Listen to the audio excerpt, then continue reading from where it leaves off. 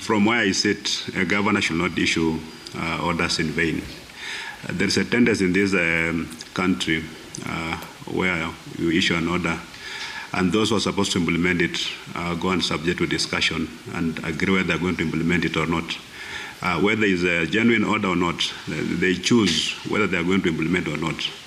And sometimes we appoint people who become bigger than us because we allow them room to become bigger than us. I was in the national government, and sometimes even a county police commander will issue an order to a constable, and he'll refuse to implement it, giving all manner of excuses. And that's how a country slides slowly to become a banana republic. For me, from where I sit, before I give an order, I've looked at it very thoroughly and very carefully. On the issue of motorbikes, many of the motorbikes at the county yards have got nothing to do with criminal offenses. Those that were used by criminals are at police stations. Many of the motorbikes at county yards, very, very simple things. They do not pay taxi, and they were found parking in the wrong place. Some of them are just kept there for the owners to come and give money to county officials that are released. When our governor is that directive should be implemented immediately. That's how government operates. But if you go, you are a governor and you are virtually apologizing for every order that you make, and then we have got no government. For me, in this place, there will be no room for that. We look at things very clearly, so it's going to serve the managed properly, issue appropriate directives, and those directives must be implemented. I know as a governor, the buck stops here. If I issue an illegal directive, the buck stops at my door. But it's not for any of my officers to second guess me. The moment I go public with an issue, my officers must find a way of implementing it and not coming up with the issue and embarrassing me. That one will have I'll have no room for that in Trans Nzoia. That's why I put a lot of lethargy and nothing moves in the counties. Officers do the only thing that benefit them as officers, as individuals, and nothing that benefits the Mwananchi. So for me, that's what it's going to be. Issue orders that they must be implemented. That's why you go out there to look for votes and you're elected by the people, not to come here and be second-guessed by bureaucrats that you appoint. Governor, there's another issue in terms of money that comes to the counties. In fact, Kagusha was saying that one of the challenges you're going to face is money is not remitted to your county on time. So even if you wanted to do something, it will not be done. That's correct. Delays in disbursement of funds can delay the implementation of projects, but delays in disbursement cannot be the reason for pending bills. The moment you commit government funds, those funds must stay there without being used for any other purpose. But in many county governments, an officer will commit government funds, issue LPOs, and when something else comes up, they spend the same funds for a different purpose. That's how pending bills come up.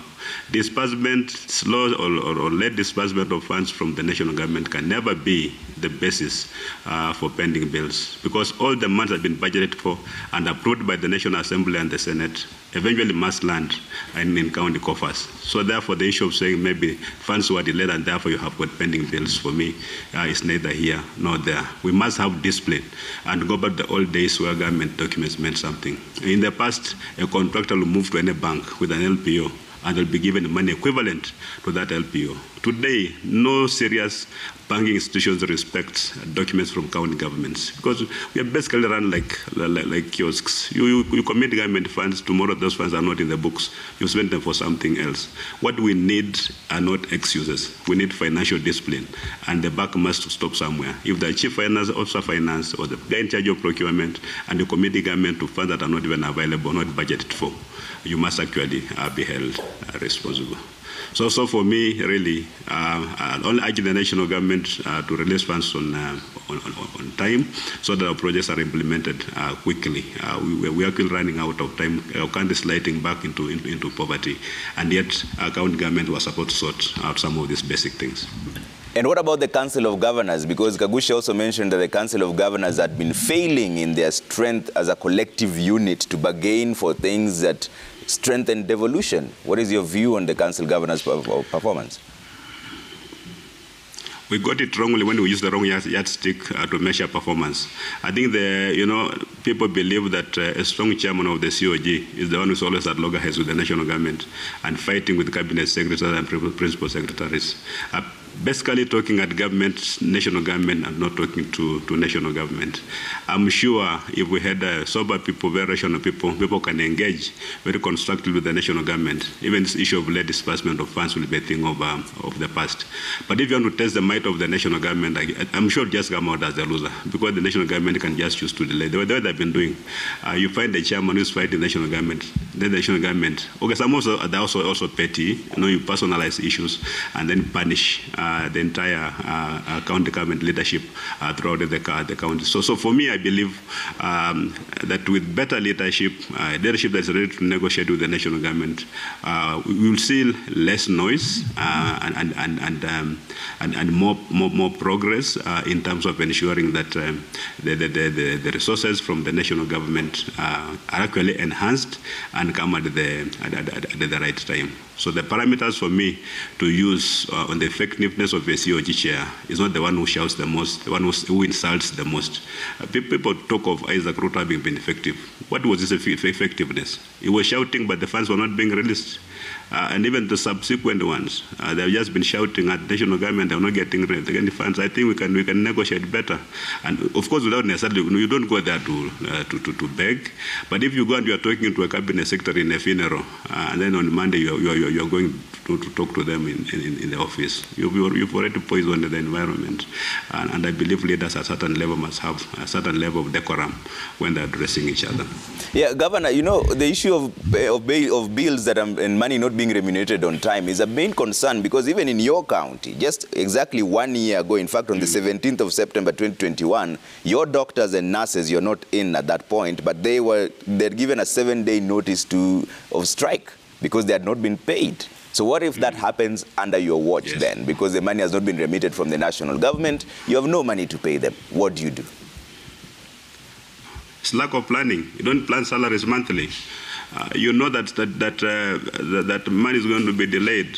It's the norm now. Why don't you plan in advance and allocate money in priority areas?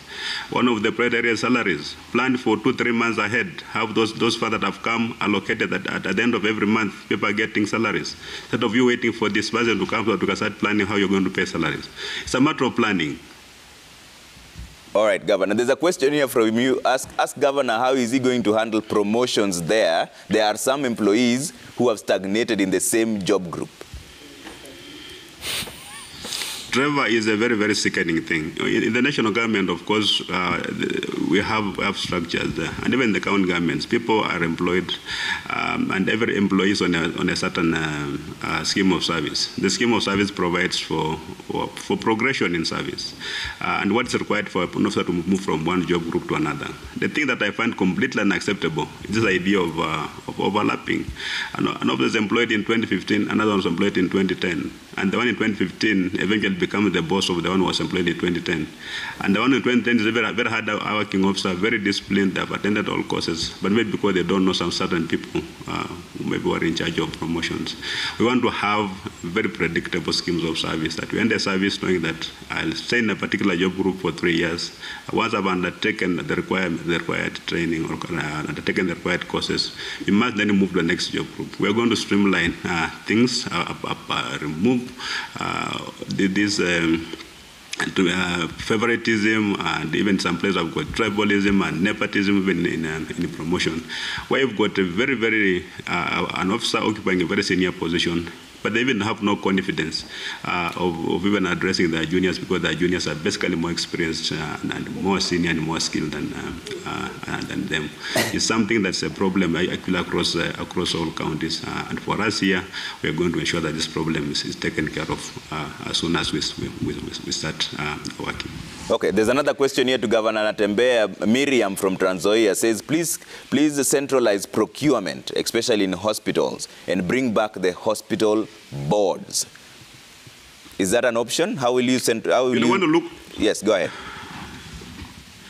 Is an option. When you look at just at a quick glance at how this county government is structured,